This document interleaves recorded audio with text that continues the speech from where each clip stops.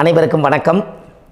பாரம்பரிய திருவள்ளுவர் குலவம்சம் பிரசன்ன ஜோதிடர் சுப மாரிமுத்து திருப்பூரிலிருந்து இந்த பதிவு உங்களுக்காக.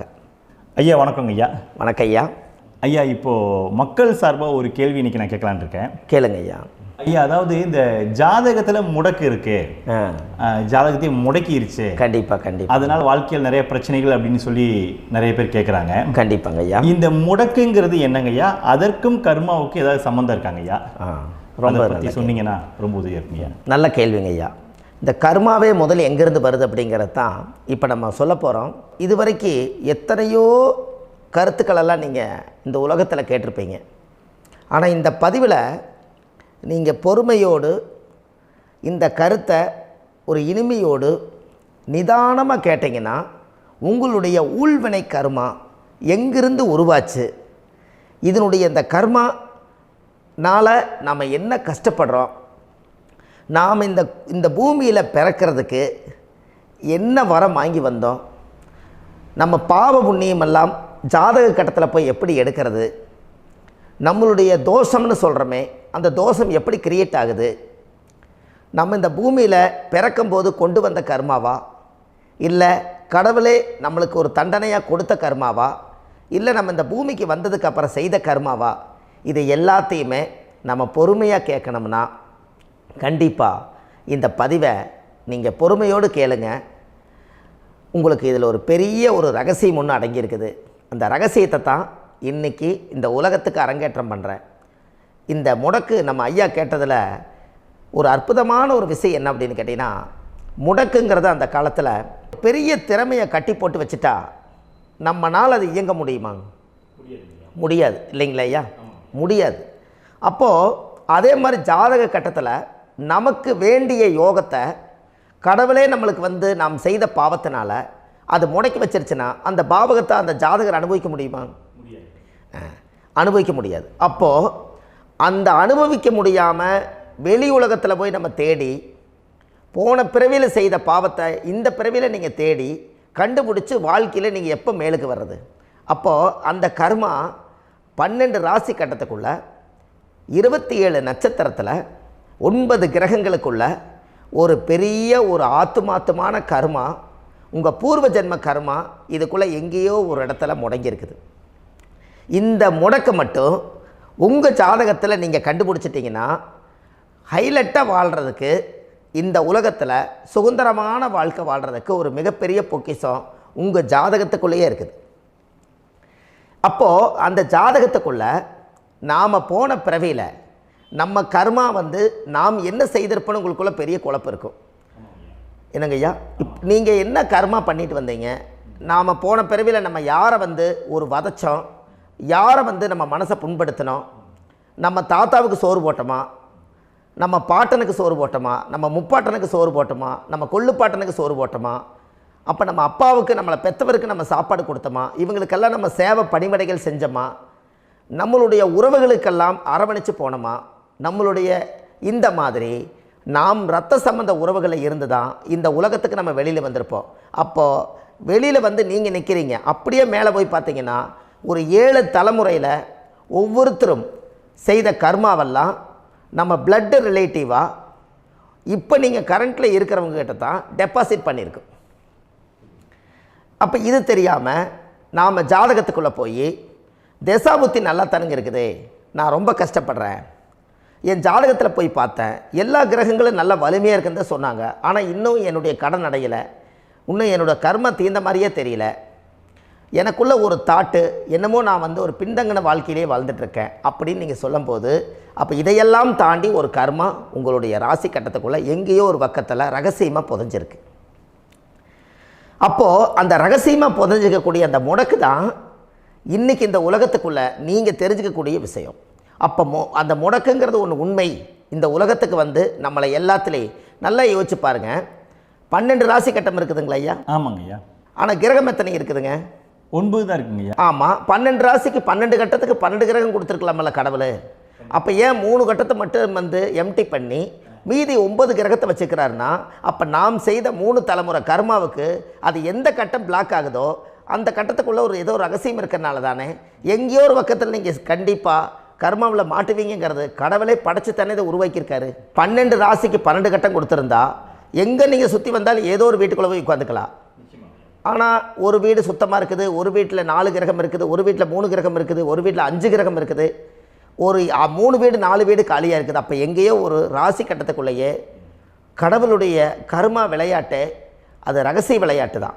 அப்போது இந்த இடத்துல தான் உங்கள் ஜாதகத்தில் முடக்கு இருக்குது. இந்த முடக்கை நீங்கள் எப்படியெல்லாம் அதை ஆராய்ச்சி பண்ணி கண்டுபிடிக்க முடியும் அப்படிங்கிற ஒரு விஷயத்தை தான் இன்றைக்கி நம்ம இந்த உலகத்துக்குள்ளே இதை நுழைக்க போகிறேன். இப்போ அப்பா செய்த பாவம்னு ஒன்று இருக்குமில்லங்க ஐயா, நம்ம அறியாத வயசில் தெரியாதில்ல, அப்பா செய்த பாவம்னு இருக்கும். அப்பாவுடைய சொத்து பிள்ளைக்குத்தானா, அப்பாவுடைய பாவம் பிள்ளைக்குத்தானே, என்னங்க ஐயா? சரி, அப்போ தாத்தா இருக்கிறாரு, தாத்தாவுடைய கர்மா உயிர் எங்கே எழுதி வைக்கிறாருங்க? அப்போது மகனை விட்டுறாரு. அப்போ தாத்தா மாதிரியே முகம் இருக்குது, தாத்தா மாதிரியே அவருடைய நடை உடை பாவனை இருக்குது, அவர் தாத்தாவுடைய ஜீனு தான் அப்படின்னு இவர் சொல்லும்போது, அப்போ தாத்தாவுடைய சொத்து பேரனுக்கு சொந்தம்னா தாத்தாவுடைய பாவம் எங்கே போகுங்க? Very good. அப்போ அப்போது இந்த கர்மா எப்படி டிரான்ஸ்ஃபர் ஆகுதுன்னு உங்களுக்கு தெரியுதா? அப்போ நீங்கள் போன பிறவியில் அந்த தாத்தாவுடைய பேரனை நீங்கள் பிறக்கிறதுக்கு கர்மம் உங்களை செயல்பட வச்சுருக்குது. அதனால் நீங்கள் தாத்தாங்கிறீங்க. அதனால் அந்த கௌரவமாக எங்கள் தாத்தா சம்பாரித்த சொத்து நான் தான் அனுபவிக்கணுங்கிற விதியை நீங்கள் உருவாக்கிறீங்க. அப்போது இந்த ஜாதகத்தில் அந்த ஊழ்வினை தோஷந்தான் ஏதோ ஒரு வழியில் உங்களை கர்மாவை செயல்படுத்துது. அதனால தான் இந்த ஜாதகத்தில் எந்த ஒரு முடக்கை எடுக்கிறதா இருந்தாலும் சூரியன் என்ற நட்சத்திரம் எதுவோ அந்த நட்சத்திரத்துக்கு எந்த வீடு முடக்காகுதோ அங்கே தான் உங்களுடைய கர்மா ஒளிஞ்சிருக்கும். இதுதான் உங்களுடைய பெரிய ஒரு பொக்கிஷமான ரகசியம். சரிங்க ஐயா, இப்போ இதில் நவகிரகங்கள் 9 இருக்கும்போது ஏன் சூரியனை மட்டும் நம்ம இதில் எடுத்துக்கணும்னு நீங்கள் சொல்கிறீங்க? நல்ல கேள்விங்க ஐயா. நீங்கள் கேட்டீங்க பார்த்தீங்களா, 9 நவகிரகம் இருக்கும்போது சூரியனை மட்டும், அந்த சூரியன் என்ற நட்சத்திரம் பிறக்கும்போது அந்த வீடு மட்டும் முடக்காகுன்னு நீங்கள் கேட்டீங்க இல்லையா?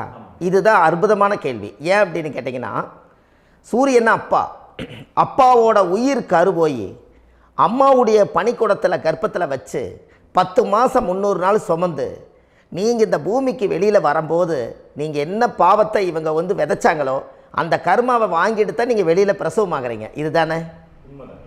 அப்போ சூரியன் என்ற நட்சத்திரம், அந்த சூரியனுங்கிறது உயிர் கருவல்லவா, அப்பாவுடைய உயிரணுக்கள் அம்மாவுடைய கருவிக்குள்ளே போய் நாம் குழந்தை வடிவத்தில் இருந்து 300 நாள் பாவ உன்னித்த பதிவில் ஏட்டு எழுதி ஒரு ஜாதகத்தை கையில் கொடுத்து பிறந்த உடனே உங்களுக்கு ஒரு ஏட்டை பெரட்டி நீ இப்படித்தான் விதி, இனிமேல் இப்படித்தான் நீ வாழணும்னு சொல்லி உங்கள் கர்மாவை நீங்கள் கர்மாவோடு தானே வெளியில் பிறக்கிறீங்க.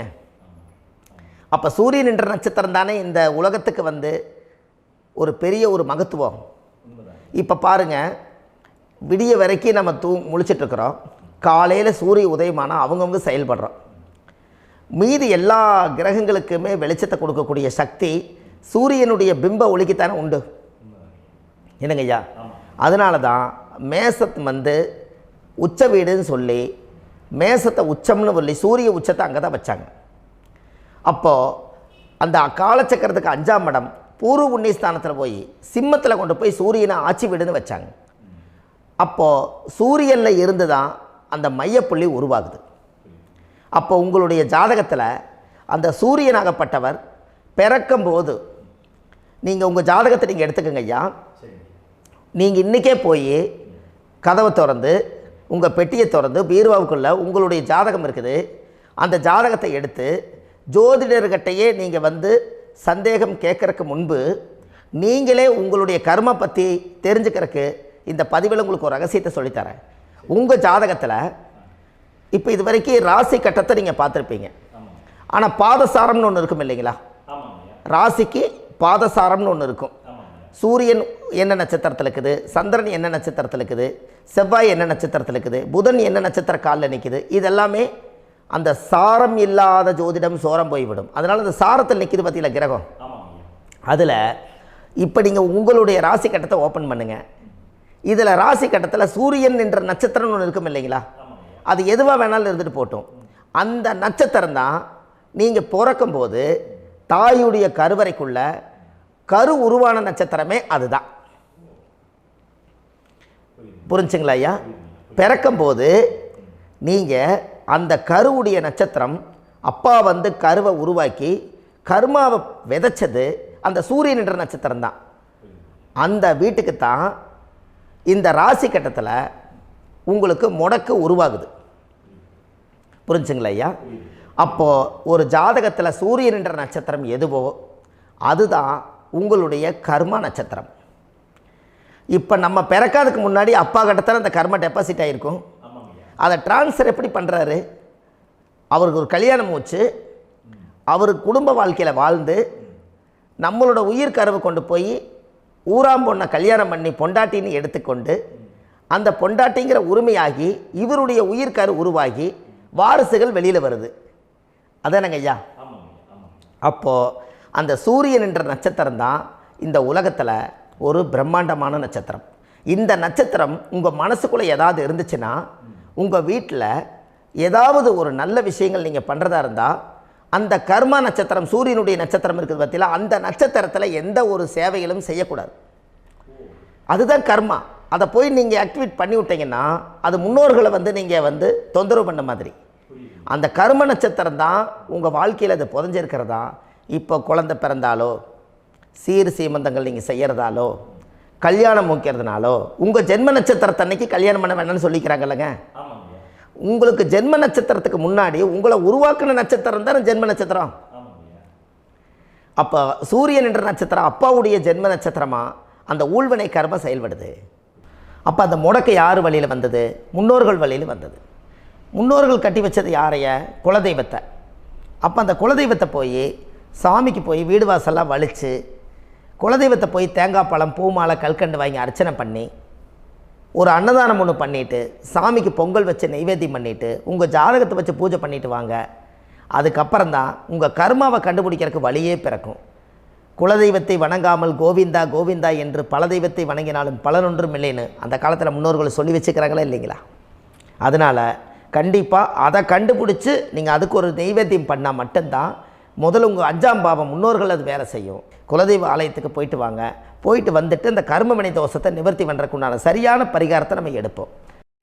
அப்போது உண்மையாலுமே ஒரு ராசி கட்டத்துக்குள்ளே இந்த மாதிரி ஒரு அந்த கர்ம தோஷம் இருப்பதனால இந்த கர்மா தோஷத்துக்கு அந்த முடக்க தோஷங்கிறத நீங்கள் எடுத்து அதை கண்டுபிடிச்சி அந்த சூரியன் என்ற நட்சத்திரம் எந்த ராசி கட்டத்தில் போய் முடக்காயிருக்குதோ அந்த முடக்கு எந்த பாவகம் வந்து நம்மளுக்கு லாக் ஆகிருக்குதோ அந்த பாவகத்துக்கு உண்டான பரிகாரங்கள் அதுக்குரிய ஸ்தலங்கள் அந்த கோவில்களில் போய் சுவாமிக்கு தேங்காய் பழம் பூமாலை கல்கண்டு வாங்கி அர்ச்சனை பண்ணி நீங்கள் இந்த கோவிலுக்குள்ளே போய் உட்காந்து சாமி கும்பிட்டு வந்தீங்கன்னா உங்களுடைய ஜாதகத்தில் இருக்கக்கூடிய அந்த முடக்கு தோசை நீங்கி வாழ்க்கையில் நீங்கள் எதை சாதிக்க வந்தீங்களோ அந்த சாதனையை நீங்கள் சாதிச்சிட்ருப்பீங்க. புரிஞ்சுங்களா ஐயா? ஏன் அப்படின்னா அந்த முடக்கு நட்சத்திரத்துக்குள்ளே தான் ஒரு தோஷம் இருக்குது. இப்போ அந்த காலத்தில் பாருங்கள் ஐயா, முன்னோர்கள் எல்லாம் நிறைய பேர் கோவில் கட்டி வச்சுட்டு போயிருக்காங்களா இல்லைங்களா? இந்த கோவில் எதுக்காக கட்டி வச்சுக்கிறாங்கன்னா அவங்க கட்டினவங்களுக்கும் அந்த முடக்கு தோஷம் இருந்திருக்குது. ராஜாக்கள் இருந்திருக்குது, மன்னர்கள் காலத்தில் இருந்திருக்குது, ஜமீன்தார் காலத்தில் இருந்திருக்குது. இப்போ அவங்களுடைய அமைப்புகள் எல்லாமே முன்னோர்கள் என்னமோ அறியாமல் தெரியாத தன்னடக்கம் இல்லாத ஒரு கர்மாவை இவங்க செஞ்சிட்டாலும் அதுக்குரிய பரிகார ஸ்தலங்களை கொண்டு போய் அந்த காலத்திலே ஜாதகம் பார்த்து நம்ம வந்து முன்னோர்களுடைய பாவத்தை நாம் செய்த பாவத்தையும் தீர்த்துட்டு நமக்கு கீழே அடுத்த சந்ததிகள் அடுத்த தலைமுறைகள் வந்தாலும் இந்த கோவில்களுக்கு வந்து விளக்கு போட்டு சாமி கும்பிட்டு இந்த மண்ணை மிதிச்சுட்டு போனால் அன்னையோடு அந்த கர்மா தீருங்கிறது அந்த காலத்திலேயே முடக்க தோஷ பரிகாரத்தை கோவில் வழியில் அந்த காலத்தை திசை திருப்பி வச்சுருக்காங்க. அப்போ நீங்கள் கோவிலுக்கு போகாமல் கண்டிப்பாக இந்த பரிகாரத்தை நீங்கள் உடைக்க முடியாது. ஏன் உடைக்க முடியாதுன்னா இப்போ நீங்கள் எத்தனை வருஷம் வாழ்கிறீங்க ஐயா? 120 வருஷமே வச்சுக்கோங்க. சூரியன் திசை 6 வருஷம், சந்திரன் திசை 10 வருஷம், செவ்வாய் திசை 7 வருஷம், ராகு திசை 18 வருஷம், குரு திசை 16 வருஷம், சனி திசை 19 வருஷம், புதன் திசை 17 வருஷம், கேது திசை 7 வருஷம், சுக்கிரன் திசை 20 வருஷம். இப்போ நான் சொன்ன டோட்டலெல்லாம் கூட்டிங்கன்னா 120 வருஷம் வரும். இது ஒரு மனிதர் பிறந்து பூரண ஆயுளோடு வாழ்ந்தால் இந்த 120 வருஷம் வாழ்ந்தால் அவர் இந்த பூலோக பதவி விட்டு சிவலோக பதவி போயிடுவார். அதுக்கு பேர் தான் பூரண ஆயுள் என்று பொருள்.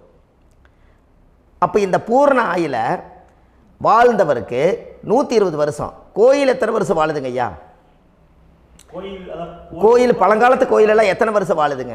12 வருஷத்துக்கு கும்பாபிஷேகம். அது ஓகே, அது பரவாயில்ல. 12 வருஷத்துக்கு ஒருக்கா பழசை புதுப்பிச்சு கும்பாபிஷேகம் பண்ணி மறுபடியும் அதுக்கு பவர் ஊட்டி சக்தி ஊட்டி அதுக்கு உருவேற்றுறாங்க. நான் சொல்கிறது கோயில் 5000 வருஷம் 4000 வருஷம் பெரிய பெரிய சித்தர்கள், மகான்கள், ரிஷிமார்கள், யோகிகள், சித்தர்கள் இவங்களெல்லாம் போய் கோவில்லையே சிவனையும் பெருமாளையும் வழிபாடு பட்டுட்டு கோவில்லையே ஒரு ஓரத்தில் ஜீவசமாதி ஆயிட்டாங்கன்னு பழைய கால கோயிலில் சித்தர்கள் குடியிருக்காங்களா இல்லைங்களா?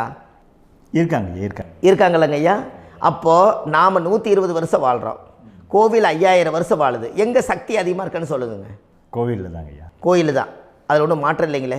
கோயில் தாங்க. அப்போ கோவிலில் தான் அந்த சக்தி இருக்குதுன்னு நீங்கள் சொல்கிறீங்க.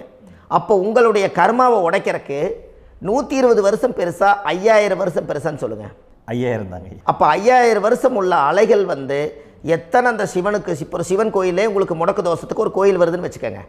அந்த கோவிலில் எத்தனை முடக்குகளுக்கு உண்டான கோவில்கள், எத்தனை பழங்களை ஊற்றி சாமிக்கு அபிஷேகம் பண்ணியிருப்பாங்க, எத்தனை பால் கூட ஊற்றிருப்பாங்க, பன்னீர், தேன், இளநீ, மஞ்சள் நீர், திருமஞ்சனம், அபிஷேகம், பொங்கல், நைவேத்தியம் இத்தனையும் செஞ்சு அந்த சிவனை வந்து சிவனாக பார்த்து அந்த கருவறைக்குள்ள ஒரு கிராணங்கள் வரும்போதும் கூட பாதுகாப்பு பண்ணி வச்சு நல்ல சக்தியோடு அந்த கருவறையை புத்தியோடு அவங்க வேலை செஞ்சு அந்த காலத்தில் வச்சுருக்காங்களா இல்லைங்களா?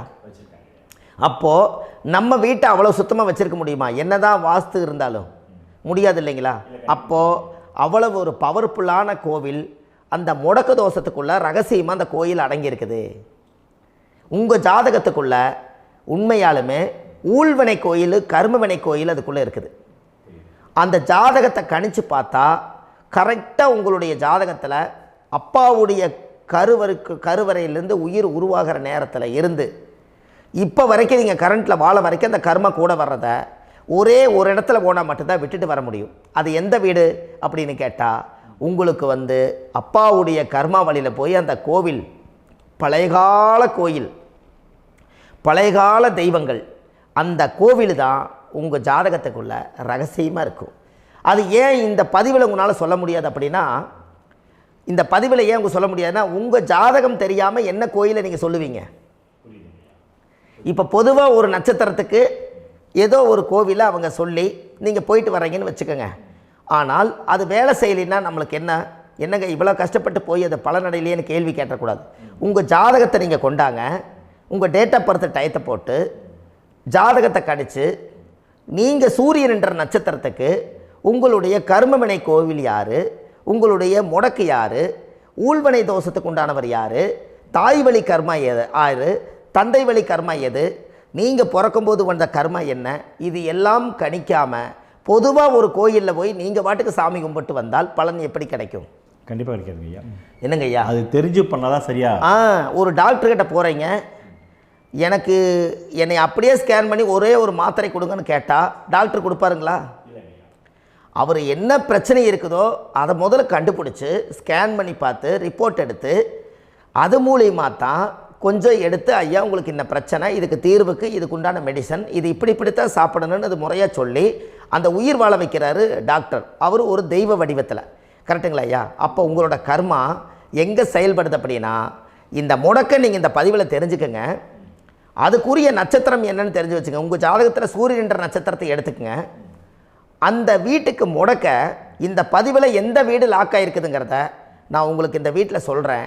அந்த வீட்டு நீங்கள் பாருங்கள், உங்களுடைய லக்கணத்துக்கு அது எந்த வீடு. இப்போ லக்கணத்துக்கு ஒரு 7வது வீடுன்னே வச்சுக்கோங்க. அப்போ லக்கணத்துக்கு 7வது வீடே முடக்கு.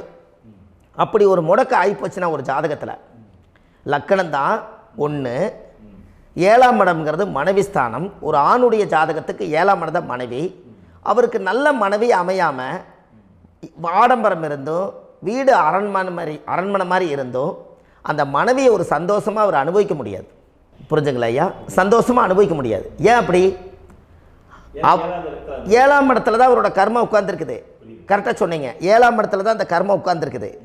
அப்போ அந்த 7ஆம் இடத்துல இருக்கக்கூடிய அந்த கர்மா போன பிறவியில் நீ மனைவிக்கு சோறு போடாமல் மனைவியை கட்டி வச்சு அடிக்கிறதும், மனைவியை துன்புறுத்துறதும், அந்த மனைவி இருக்கவே இன்னொரு வாழ்க்கைக்குள்ளே போகிறதும், இங்கே வாழ வேண்டிய தாம்பத்திய சந்தோஷத்தை கொண்டு போய் இன்னொரு இடத்துல கொடுக்கறதும், தெரிஞ்சிருந்தே நம்மளுடைய மனசுக்குள்ளே திருடுத்தனமாக வாழ்கிறதும், இது எல்லா கர்மாவும் போன பிறவியில் நாம் செய்த ஊழ்வினை கர்மா தான் உங்கள் ஜாதகத்தில் 7ஆம் இடம் முடக்கு. அப்போ அந்த 7ஆம் இடம் முடக்கா இருந்துச்சுன்னா கண்டிப்பாக உங்கள் ஜாதகத்தில் நீங்கள் என்ன அனுபவிச்சிட முடியும்? நல்ல நண்பர்கள் கிடைக்க மாட்டாங்க, நல்ல ஒரு பார்ட்னர்ஷிப் அமையாது, நல்ல ஒரு நட்பு வட்டங்களில் எதையும் அனுபவிக்க விடாது, ஒரு அங்கீகாரமான உறவுகளில் போய் நம்ம ஸ்ட்ராங்காக நிற்க முடியாது.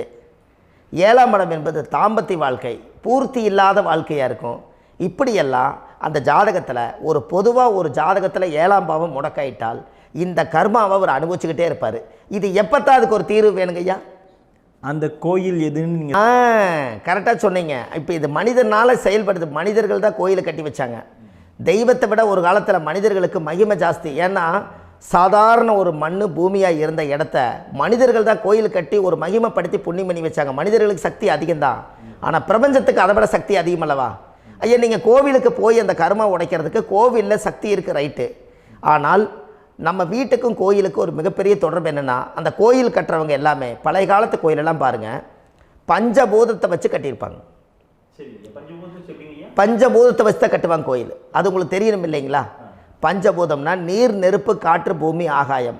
இந்த பஞ்சபூதத்தினுடைய சக்திகள் எல்லாம் ஒரே நேர்கோட்டுக்கு என்னைக்கு வருதோ அன்னைக்கு தான் அந்த கோவிலுடைய பாலக்கால் போட்டு 1000-2000 வருஷம் நிலச்சி நிற்கிறது. காரணம், இந்த பிரபஞ்சத்தில் பஞ்சபூதம் எப்படி நிலச்சி நிற்குதோ அதுபோல் 5000 வருஷம் நிற்கிறதுக்கு அந்த பஞ்சபூத சக்தி வச்சு தான் சாமி சிலையை பிரதிஷ்டை பண்ணி வச்சுருப்பாங்க. அதனால தான் இந்த கோயில்கள் எல்லாம் 5000 வருஷமாயும் எத்தனையோ கிராணங்களை எல்லாம் தப்பிச்சிருக்கிறதுக்கு காரணம். அப்பேற்பட்ட புண்ணிய ஸ்தலம் உங்களுக்கு எதுன்னு தெரியணும் அல்லவா? என்னங்க ஐயா?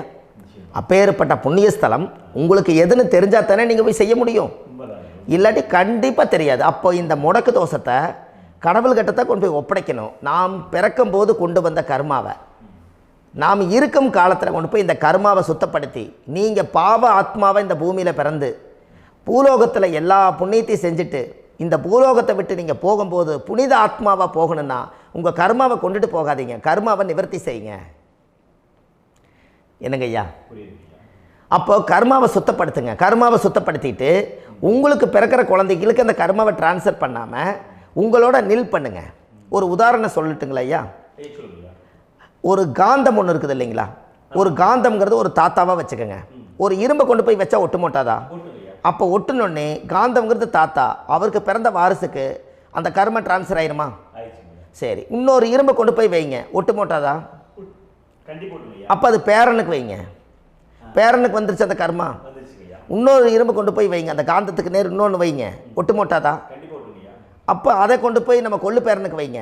இப்படியே டிரான்ஸ்ஃபர் ஆகி தலைமுறையாக இந்த கர்மா தொடர்ந்துக்கிட்டே இருக்குது.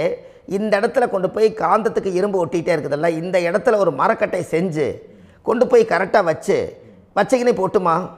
அந்த மரக்கட்டையை கொண்டு போய் வைக்கிறவர் யார்? மரக்கட்டை வச்சுட்டு அடுத்த வாரிசு புனிதமாக பிறந்துட்டு அந்த மேலே இருக்கிற கர்மாலாம் இந்த அடுத்த இதுக்கு வராதில்ல. இதுதாங்க ஐயா கர்மா. தொடர்ந்து வரக்கூடிய கர்மாவை அதை நில் பண்ணணுங்கிறதுக்கு பேர் தான் இந்த உதாரணத்தை சொன்னவங்களுக்கு. அப்போ நாம் இந்த பூலோகத்தில் நம்ம ஒரு தாயுடைய கருவறையில் இருந்து தொப்புள் கொடி அறுக்கும் நேரம் நாம் என்ன கர்மாவை வாங்கி வந்திருந்தாலும் அதையெல்லாம் ஆராய்ச்சி செய்து ஜாதகத்தில் முழுமையாக கண்டுபிடிச்சி ஒரு காலம் இல்லைனாலும் ஒரு காலம் நம்ம நல்லா இருக்கிறதுக்காக, நம்ம வாரிசுகள் எல்லாம் நலமடைஞ்சு வளமடைஞ்சு வர்றதுக்காக இந்த கர்மா தோஷத்தை கரெக்டாக கண்டுபிடிச்சி சரியான கோவிலுக்கு போய் நீங்கள் கர்மாவை நிவர்த்தி பண்ணி அங்கே பூஜை புனஸ்தானங்கள், சகசரநாம பூஜைகள், ஓமங்கள், வழிபாடுகள் இதெல்லாம் நீங்கள் செஞ்சு உங்களுடைய பாவத்தை எல்லாம் கழித்து உங்கள் ஜாதகத்தவே யோகமாக மாற்ற முடியும். கண்டிப்பாக மாற்ற முடியும். ஏன்னா நம்ம யாரை நம்பி செய்கிறோம்? சரியான கடவுள்கிட்ட வழிகாமிக்க போகிறோம். அப்போ கடவுள் பொய்யாயிருவாரா? ஐயா நம்ம அதாவது அந்த காலத்தை சொல்லுவாங்க, சத்தியுள்ள சாமி கும்பிட்டு புத்தி உள்ள உள்ளே பெக்கணும்னு சொன்னாங்க. 16 வதபதன்னு பெக்கலை, எல்லாம் அறிவோடு பெற்றாங்க. அதனால் எல்லாமே தாய் தந்தைகள் பேச்சை கேட்டாங்க. அன்றைக்கி எல்லாருமே தாய் தந்தைகளுக்கு தூணாக நின்னாங்க. அப்போ அந்த காலத்தில் சத்தியுள்ள சாமி கும்பிட்டு புத்தி உள்ள உள்ளே பெக்கணும்னு சொல்லி அன்றைக்கி அறிவோடு பெற்று இந்த கர்மாவை ஆளுக்கு ஒரு கர்மாவை டிரான்ஸ்ஃபரை பிரித்து எல்லாரும் சுத்தப்படுத்தினாங்க. இன்றைக்கி நம்ம ஒரு குழந்தை 2 குழந்தை பெற்று வச்சுருக்கோம். அவங்களுக்கே இவ்வளவு கர்மா வந்துருச்சுன்னா இந்த குழந்தைகளுக்கு என்னைக்கு இந்த கர்மாவை போய் கண்டுபிடிச்சி நீங்கள் எப்போ சரி பண்ணுவீங்கன்னு. அப்போ இந்த வாழ்க்கையில் ஏதோ ஒரு பிரபஞ்ச சக்தி நம்மளை அறியாமல் என்னமோ ஒரு இயக்கத்தில் கொண்டு போய் விட்டுருச்சுங்களா? அப்போ இனிமேலாவது இந்த கர்மாவில் இருந்து கண்டிப்பாக நம்ம நிவர்த்தி ஆகணும்னு சொன்னால் இந்த முடக்கு தோஷத்தை யாரெல்லாம் கண்டுபிடிச்சி இந்த ஊழ்வினை கர்மாவில் இருந்து நாம் கருவறையில் சுமக்கும் போது 10 மாதம் நீங்களாம் என்னென்ன நினச்சிருப்பீங்க? அதாவது கருவறைக்குள்ள கருப்பாக ஒரு பிண்டம் இடப்பக்கம் கிடக்கையில் இந்த பூமிக்கு வரும்போது நீங்கள் என்னென்ன நினச்சிருப்பீங்க? இந்த பிறந்ததுக்கு அப்புறம் வந்து தான் அம்மா தெரியுது, அப்பா தெரியுது, தாத்தா தெரியுது, பாட்டி தெரியுது, இந்த உலகத்தில் கண்கொள்ளாத காட்சிகள் எல்லாம் தெரியுது, எல்லாம் தெரியுது. ஆனால் 10 மாதம் உங்கள் வாழ்க்கையில் நீங்கள் இருக்கும்போது நீங்கள் என்னென்னலாம் நினச்சி இந்த பதிவில் இறைவன் கொடுத்தாரோ அதையெல்லாம் அனுபவிக்கத்தான் வந்தீங்க. அதுக்கு இடையில இருக்கிறதான கர்மா. இந்த ஒரு விஷயம் உங்களுக்கு கிடச்சிருச்சுன்னா நீங்கள் எல்லாருமே ராஜயோகமாக பிழைப்பீங்கள்ல. இதில் ஏழை பணக்கார யாரையுமே சொல்ல வரல. அவங்க பிறக்கும்போது புண்ணியத்தை பொறுத்து தான் போன ஜென்மத்தில் நம்ம என்ன புண்ணியங்கள் பண்ணி வச்சோமோ அந்த புண்ணியத்தில் இன்றைக்கி நல்லா வாழ்கிறாங்க. ஒருத்தர் கேட்டார், என் ஜாதகத்தில்ங்க எங்கூட படித்தவர் இடம் வாங்கிட்டார், வீடு வாசல் கட்டிட்டார், தொழில் பண்ணிட்டார், நல்லா இருக்கார், ஆனால் நான் இன்னும் அப்படியே தான் இருக்கிறேங்கன்னு ஒருத்தர் கேட்டார். அதுக்கு ஒரு கருத்து என்னென்னா, டேட் ஆஃப் பர்த் ஒன்று தான், டைம் ஒன்று தானே வச்சுக்கோங்க. அவங்க அப்பா செஞ்ச புண்ணியம் வேறு, நீங்கள் செஞ்ச பாவங்கள் வேறு. அவர் செஞ்ச புண்ணியத்தினால அவருக்கு எல்லாமே முன்னாடி கிடைக்குது. நீ கர்மாவெல்லாம் கழிச்சிட்டீன்னா பின்னாடி கிடைக்க போகுது. இதில் மற்றவங்களை பற்றி வேற்றுமையாக நினைக்கிறதுல எந்த ஒரு இதுவுமே இல்லை. அப்போ ஒருத்தர் பார்த்து ஒருத்தர் வாழ வேண்டாம். உங்களுடைய சுய அறிவை வச்சு இந்த பூலோகத்தில் இந்த பூமியில் நீங்கள் 4 தெரிஞ்சு நல்ல விதமாக கற்றுக்கிட்டு இந்த உலகத்தில் சிறப்பாக வாழ கற்றுக்குங்க. அதுக்கு அந்த ஊழ்வினை தோஷத்தை கண்டுபிடிங்க. உங்களுக்குன்னு ஒரு முடக்கு இருக்குதுங்கிறத இன்றைக்கி நீங்கள் எழுதி வைங்க. அதை எப்படியாவது கண்டுபிடிங்க, அதை தேடுங்க. ஒரு முறை நீங்கள் ஜாதகத்தை கொண்டு வாங்க. அந்த ஜாதகத்தை கொண்டு வந்து உங்கள் பாவகத்தில் எத்தனாம் பாவம் முடக்காயிருக்குதுன்னு பாருங்கள். அந்த பாவகம் முடக்காயிருச்சுன்னா உங்கள் வாழ்க்கையில் அதிலிருந்து உங்களால் வெளியில் வரவே முடியாது. கண்டிப்பாக வர முடியாது. அதை நீங்கள் கண்டுபிடிச்சா மட்டும்தான் நீங்கள் மேலே வர முடியும். ஏன்னா நிறைய பரிகாரங்கள், பூஜைகள், யாகங்கள், ஓமங்கள் எல்லாம் செய்து வச்சும் கூட அந்த கர்மவினைக்கு உண்டான கோவிலுக்கு போய் அந்த 5000 வருஷ பழமை வாய்ந்த தெய்வத்துக்கிட்ட போய் நீங்கள் முறையிட்டு விளக்கு போட்டு உங்கள் கர்மத்தை எல்லாம் நான் நீ தான் தீர்த்து கொடுக்கணும்னு சொல்லி நம்பிக்கையோடு நீங்கள் போய் அந்த சரணாகதி அடையிறீங்க பாருங்கள், அங்கே தான் உங்கள் கர்மாவை எடுத்து விடுறாரு. அப்போ இந்த ரகசியம் உங்களுக்கு வேணுமல்லவா? அப்போ உங்கள் ஜாதகத்தில் எங்கே முடங்கி அதுக்குரிய கோவில்கள் எல்லாம் என்ன, அதுக்கு தான பரிகாரம் என்ன, அதுக்கு நீர் பரிகாரம் என்ன, யாத்திரை பரிகாரங்கள் என்ன, நீங்கள் வீட்டில் இருந்தே செயல்படுத்தக்கூடிய பரிகாரங்கள் என்ன, பரிகாரம் கோவிலுக்கு போய்த்தான் நடக்குமா, இல்லை நாம் வீட்டில் வச்சு வணங்குறதுனால நடக்குமா, நாம் செய்யக்கூடிய தர்ம பரிகாரங்கள் என்ன, தான பரிகாரங்கள் என்ன, இப்படி பல விதமாக இருக்கிறனால உங்கள் ஜாதகத்துக்கு எந்த மாதிரி பரிகாரம் கனெக்ட் ஆகுதுங்கிறது தெரியணும். இது தெரியாமல் கண்டிப்பாக உங்களால் செயல்படுத்துறது ரொம்ப கஷ்டம். இதனால் இதை நீங்கள் தெரிஞ்சுக்கணும்னா இப்போ நம்ம பாருங்கள், நீங்கள் அந்த தெரிஞ்சுக்கிட்டாலே உங்கள் வாழ்க்கையில் ஒரு டைம் தான் நீங்கள் தெரிஞ்சுக்க போகிறீங்க. உங்களுடைய கர்மா என்ன, நீங்கள் எங்கே செயல்பட்டு போயிட்டுருக்கிறீங்க, உங்கள் போகிற பாதை சரியா இல்லை அந்த பாதையில் முள்ளு கல் இருக்குதா, இது எல்லாம் உங்களுக்கு தெரியலனா இந்த முடக்கை கண்டுபிடிக்கக்கூடிய சக்தி வாய்ந்த இந்த கர்மாவை நிவர்த்தி பண்ணுறதுக்கு வழிகள் இருக்குது. அதனால் நீங்கள் கண்டிப்பாக இந்த முடக்கை தெரிஞ்சுக்கணும். இந்த முடக்கு ராசினா என்ன உண்மையாலுமே உங்கள் வாழ்க்கையில் நீங்கள் தெரிஞ்சு இனிமேல் உங்கள் வாழ்க்கையில் இதுவரையிலும் கர்மாவுக்குள்ளேயே கஷ்டப்பட்டீங்க, வழி தெரியாமல் கண்ணை கட்டி காட்டில் விட்ட மாதிரி இருந்தீங்க. இனி அப்படி இருக்க வேண்டாம். உங்கள் ஜாதகத்தில் 12 ராசி கட்டத்தில் 9 கிரகம் போகும், மீனி 3 கிரகம், 3 கட்டம் உங்களுக்கு எங்கேயோ ஒரு பக்கத்தில் 3 கட்டம் எம்டியாக தான் இருக்கும். கரெக்டுங்களா? அது இல்லாமல் ஒரு ஜாதகம் பிறக்காது. ஏன்னா 9 கிரகத்துக்கு 9 கணக்கு போட்டால் 3 கட்டம் எம்டியாக தான் நிற்குது. அந்த கட்டத்துக்குள்ளே எந்த நட்சத்திரத்தில், எந்த சாரத்தில், எத்தனாவது டிகிரியில், எத்தனாவது பாதசாரத்தில், எத்தனை வெகுளையில், எத்தனை செகண்டுக்குள்ளே இந்த கர்மா உள்ளே புகுந்து உங்களை செயல்படுத்துதுங்கிறத கண்டிப்பாக உங்கள் ஜாதகத்தை கொடுங்க. பார்த்து இந்த விஷயத்தை சொல்கிறேன், நீங்கள் அந்த இடத்துக்கு போய் நிவர்த்தி பண்ணிவிட்டு உங்கள் வாழ்க்கையில் கொஞ்சம் காலம் வாழ போகிறீங்க. பாருங்கள், பிறந்ததுலேருந்து 20 வருஷத்துக்குள்ளே இளமையாக வாழ்கிறீங்க, குழந்தையாக வாழ்கிறீங்க. 20லேருந்து 40 வயசுக்குள்ளே தான் உங்களுக்கு ஒரு பொண்ணை பார்த்து கல்யாணம் பண்ணி ஒரு கரு உருவாக்குறீங்க. அதுக்கப்புறம் 40லேருந்து 60க்குள்ளே குழந்தை பெற்று கடமை முடிச்சிடுறீங்க. 60 வயசுக்கு மேலே ரிட்டையர்ட் ஆகிடுறீங்க. இந்த 20க்கும் 60க்கும் இல்லாத 20லேருந்து இந்த 40 வயசுக்குள்ளே உங்களோட தேடல் என்னவோ அது வாழ வேண்டிய சுகபோகமான வாழ்க்கை எல்லாமே அந்த 40க்குள்ளே தான் இருக்குது. இந்த 40க்குள்ளே இருக்கக்கூடிய வாழ்க்கையை இந்த கர்மா தெரியாமல் காலத்தை வீணாக்க வேண்டாம். வாழ வேண்டிய வயசில் நீங்கள் வாழணும். அதுக்குரிய கர்மாவை நீங்கள் சுத்தப்படுத்துங்க. எப்படியெல்லாம் நீங்கள் சந்தோஷமாக வாழ்கிறீங்கன்னு எனக்கு ஒரு தகவல் கொடுங்க. வேறு லெவலில் நீங்கள் இருப்பீங்க. கண்டிப்பாக இந்த பதிவில் உங்களுக்கு நான் இந்த விஷயத்தை கொடுக்க போகிறேன். இந்த முடக்கு நட்சத்திரங்கள் என்ன அப்படிங்கிறத இந்த பதிவில் நீங்கள் ஒரு நோட் ஒன்று எடுத்துக்கோங்க, குறித்து வச்சுக்கோங்க. இதில் இருந்து அவங்கவுங்களுக்கு முடக்கு நட்சத்திரம் என்னங்கிறத இந்த பதிவில் நான் உங்களுக்கு கொடுக்குறேன். இந்த வீடு தான் அது முடக்குங்கிறத சொல்கிறேன். இதையெல்லாம் நீங்கள் தெரிஞ்சு உங்கள் ஜாதகத்தவே நீங்கள் முடக்கு எடுத்து கண்டிப்பாக உங்கள் வாழ்க்கையில் நீங்கள் நல்லா இருப்பீங்க. அதுக்கு ஒரு நோட் எடுத்து வச்சுக்கோங்க. இது வரைக்கும் கர்மாவை பற்றி நம்ம பேசினோம். உங்கள் ஜாதகத்தில் சூரியன் என்ற நட்சத்திரத்துக்கு தான் முடக்குன்னு சொன்னீங்களே, எந்த வீடுங்கிற ரகசியத்தை இன்றைக்கி நம்ம எல்லோரும் தெரிஞ்சுக்கலாமா? இத்தனை காலமாக நீங்கள் தெரிஞ்சுக்காத ஒரு ரகசியத்தை இன்றைக்கி உங்கள் ஜாதக கட்டத்தில் நீங்களே முடக்க கண்டுபிடிச்சி அதுக்குண்டான பலனை தேட போகிறீங்க. அந்த தேடல் தான் உங்களை கொண்டு போய் உட்கார வைக்க போகுது. ஒரு உதாரணம், உங்கள் ஜாதகத்தில் பாதசாரம் இருக்குது அல்லவா? அந்த பாதசாரத்தில் சூரியன் என்ற நட்சத்திரம், சூரியன் நின்ற நட்சத்திரம் பாதசாரத்தில் கரெக்டாக எடுங்க. சூரியன் என்ற நட்சத்திரம் உத்திரட்டாதி நட்சத்திரமாக இருந்தால் அது கன்னி ராசி வீடு தான், அது முடக்கு ராசி. அப்போ உங்கள் லக்கணத்துக்கு அது எத்தனாம் பாவகமோ அந்த பாவகத்தை நீங்கள் அனுபவிக்க முடியாமல் தவிச்சுக்கிட்டு இருப்பீங்க. அப்போ கண்டிப்பாக வாழ்வது ஒரு முறை. அந்த வாழ்க்கையில் நீங்கள் எல்லா விஷயத்தையும் தெரிஞ்சு முறையோடு வாழலாம் அல்லவா? அந்த காலத்தில் பெரிய பெரிய மகான்கள் சித்தர்களுக்கெல்லாம் சோதனை வராமல் இல்லை, வந்திருக்குது. எல்லாமே வாழ்க்கையில் தேவையான பரிகாரங்களை எடுத்து தான் அந்த காலத்தில் அதிகாரமாக வாழ்ந்துட்டு போயிருக்காங்க. நம்மளுக்கு முன்னோர்கள் கொடுத்துட்டு போயிருக்காங்க. அப்போது இந்த உத்திரட்டாதி நட்சத்திரத்துக்கு கன்னி ராசி வீடு தான் முடக்கு ராசி.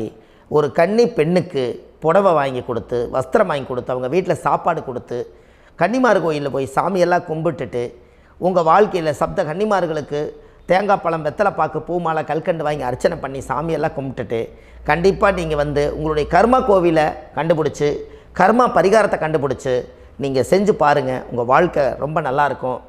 உத்திரட்டாதி நட்சத்திரத்தில் இது வரைக்கும் பார்த்துட்டு இருந்தீங்க. ரேவதி நட்சத்திரத்தில் அடுத்த பதிவில் நம்ம பார்ப்போம். நம்ம ஆன்லைன்லேயே ஜாதகம் பார்க்குறோம். உங்கள் date of birth, time, place கொடுத்தீங்கன்னா போதும். உங்களுக்கு ஜாதகத்தை கணிச்சு ஃபோன்லேயே உங்களுக்கு கர்ம ராசி கண்டுபிடிச்சி உங்களுக்கு உண்டான கர்ம பரிகாரத்தை சொல்லி உங்கள் வாழ்க்கையில் ஒரு வெளிச்சத்தை கொண்டு வர்றதுக்கு என்றைக்கும் உங்களுக்கு உறுதுணையாக இருப்பேன். நீங்கள் கண்டிப்பாக இந்த பதிவுகள் எல்லாம் இது உங்களுக்காகத்தான். இது அதிகாலை நேரத்தில் பிரம்ம முகூர்த்தத்தில் இந்த பதிவை உங்களுக்கு முழுமையாக சமர்ப்பணம் பண்ணுறேன். இதை கற்று, இதை வழி நடத்தி, இதைய எப்படியெல்லாம் இந்த முடக்க கண்டுபிடிச்சி இப்படியெல்லாம் பேச வச்சு அழகு பார்க்க நம்ம முன்னோர்களுடைய ஆசீர்வாதமும், இந்த முடக்க கண்டுபிடிச்ச குருமார்களும், அவங்களுடைய குடும்ப பாரம்பரிய வம்சாவளிகளும் எல்லாருமே நல்லா இருக்கணும். அதுக்காக இந்த நேரத்தில் நான் அடியேன் சுப மாரிமுத்தாக இருந்து திருப்பூர்லேருந்து இந்த பதிவை உங்களுக்கு நான் கொடுக்குறேன்.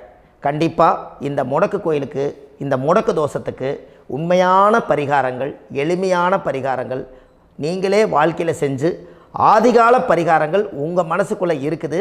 அதை செயல்படுத்தினா மட்டும் போதும், வாழ்க்கை எங்கேயோ போயிடும். கண்டிப்பாக ஒரு முறை உங்கள் ஜாதகத்தை அனுப்பி வைங்க, உங்களுக்கு நான் பார்த்து பலன் சொல்கிறேன். இன்றைக்கி நான் கொடுத்த பதிவுகள் எல்லாம் உங்களுக்கு ரொம்ப பயனுள்ளதாக இருந்திருக்கும். உங்களுக்கு இது வரைக்கும் எத்தனையோ கர்ம வினைகளை பற்றி தெரியாமல் இருந்திருப்பீங்க. இந்த பதிவில் நிறைய கேட்டு தெரிஞ்சுக்கிட்டீங்க. இதெல்லாம் வாழ்க்கையில் ரொம்ப முக்கியமான பரிகாரங்கள், எளிமையான பரிகாரங்கள். நேராக நீங்கள் கடவுளை தான் கெட்டியாக பிடிக்க போகிறீங்க. அந்த பரிகாரங்கள் எல்லாம் செஞ்சு அதிகாரமாக வாழ்ந்து இந்த பூலோகத்தில் நல்ல சிறப்பாக வாழ்கிறதுக்கு இந்த பரிகாரம் உங்களுக்கு ரொம்ப யூஸ்ஃபுல்லாக இருக்கும். கண்டிப்பாக இந்த பதிவை செய்யுங்க. நம்ம பாரம்பரிய திருவள்ளுவர் குல வம்சம், பிரசன்ன ஜோதிடர் சுப மாரிமுத்து, திருப்பூரில் இருக்கேன். 30 ஆண்டு காலமாக நம்ம ஜோதிடம் பார்த்து கொண்டு இருக்கிறோம். இவ்வளவு காலமாக எத்தனையோ ஆயிரக்கணக்கான மக்களுக்கு நம்ம ஜோதிடம் பார்த்து வழிகாட்டி நிறைய மக்களுக்கு நிறைய சேவைகள் செஞ்சுருக்கேன்.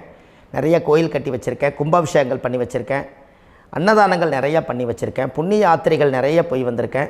மக்களுக்காகவே நான் உங்களுக்கு உழைக்க தயாராக இருக்கேன். இந்த ஜோதிடம் என்னுடைய ஒரு பாரம்பரியமாக, என்னுடைய அப்பா, தாத்தா, முன்னோர்கள் இதெல்லாம் எங்களுடைய குலத்தொழில் இது. அதனால் நாங்கள் பாரம்பரியமாக திருவள்ளுவர் குல வம்சம். வள்ளுவர் வாக்குன்னு யூடியூப் சேனலில் போனீங்கன்னா 1000 பரிகாரங்கள் கொடுத்துருக்கேன். அதுவும் உங்களுக்கு ரொம்ப யூஸ்ஃபுல்லாக இருக்கும்.